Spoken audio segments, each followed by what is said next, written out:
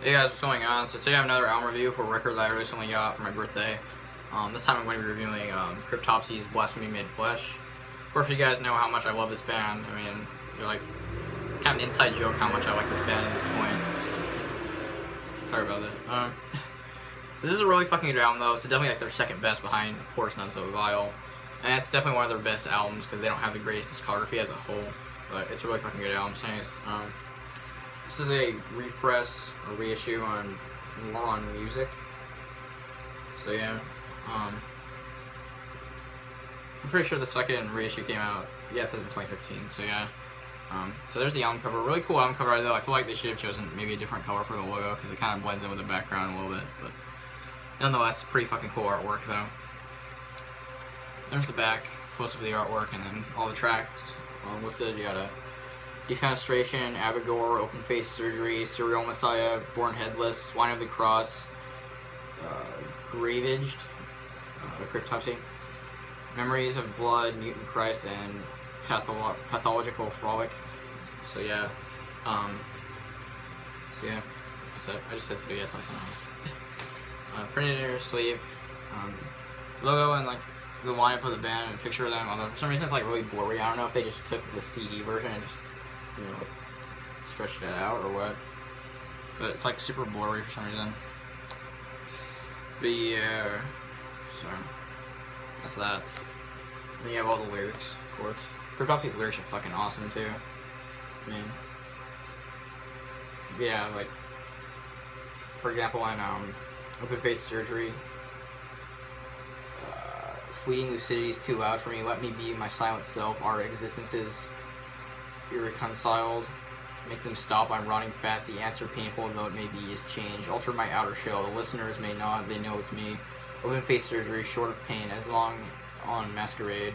Ounce by ounce, lose a little weight. Nip here, tuck there. Who needs eyelids? It's kind of like it's very creative, in a less juvenile way, but it's still very nasty and gory, which is cool. It's on crystal clear vinyl, and I like the labels. I like how the center hole is in the eyeball. Sounds really cool. My only gripe with this is that it's kind of hard to tell where the grooves are since it's clear, so you can see the grooves on the other side, but whatever, it doesn't really matter. Anyways, first thing I can talk about the sound though really is the production. It's a lot more raw than None So Vile for sure. The bass is completely audible throughout the whole album, and it's almost louder than the guitars. So that's kind of cool though. It gives the album a special sound to it. The drums sound really good. The drum down here is nowhere near as good as on None So Vile because I believe Flo wasn't on drums yet on the sound, although it says he is right here, pretty sure. But he didn't play drums on sound though, from what I know. And it doesn't sound like him too, although I could be wrong, I don't know. But the drums aren't as technical on this album, and it's still pretty fucking fast. I especially like how it opens up on Defenestration. And you hear like like a slightly distorted guitar, just play some riff, and then the harsher distortion kicks in, and with just a huge bunch of blast beats, and it's really fast. It's kind of difficult to explain. You have to hear it to understand, but it's really fucking cool. Lord Worm's vocals on this album, of course, are really nasty. He doesn't quite go as low as he does on None So Vile, which I'm going to be comparing this to None So Vile a lot in this video, of course, because that's just the gold standard for CRYPTOPSY. It's kind of hard not to compare the sound to that one, even though this came out before it. But his vocals are a little bit more primitive on here, although he does do a lot more high-pitched screams on here. And he definitely holds them for a really long time. Like there's one that he holds for quite a while, the end of Open Face Surgery, which is probably the best track on here in my opinion. So yeah, his vocals are great. The guitarists are really cool, even if they are a little hard to make out. The guitar tone is nowhere near as good as on None So Vile, like I said, with everything. But the guitar tone is still pretty good, and the riffs, when you can make them out, are really fucking badass. And here and there, they have like a little bit of a melodic tinge to them, which is something that CRYPTOPSY kind of has in general. In some songs, they have a more like slightly melodic tone to them, but still mostly brutal as fuck for the most part. So that's really cool. Yeah, the production's a lot more raw, which is kind of what keeps the sound from being perfect, in my opinion. It's still really damn good. It's just not None So Vile, like I said, but I fucking love this album still. It's definitely a lot longer than None So Vile too. The songs are longer, and there's more songs. So there's 10 songs on here, and there's like 7 or 8 songs, excuse me, on None So Vile. And yeah, but I mean, overall, it's definitely a solid album. It's much more raw than any of their other stuff, for sure. But it's very enjoyable in general, though. I mean, if you like CRYPTOPSY, I'm pretty sure you'll like this album, although this is kind of a terrible place to start if you're looking to get into CRYPTOPSY.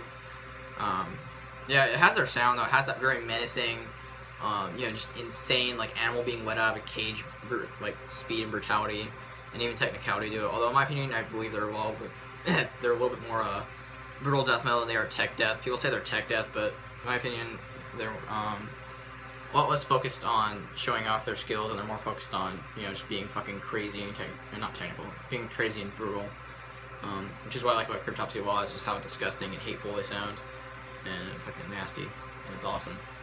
But I can't think of much else to say, though. This is a very, just, I don't know, it's a very primitive album compared to None So Vile as well, because there's a little bit less variety as far as the styles of the songs. How in None So Vile, it's like, you've got songs like Sweet Your Guts, which are more about speed. You've got Graves of the Fathers, which is more about like chugginess and the breakdown, the groove. You know, you've got Phobophile, which is like just slightly melodic. You've got like they're super fast.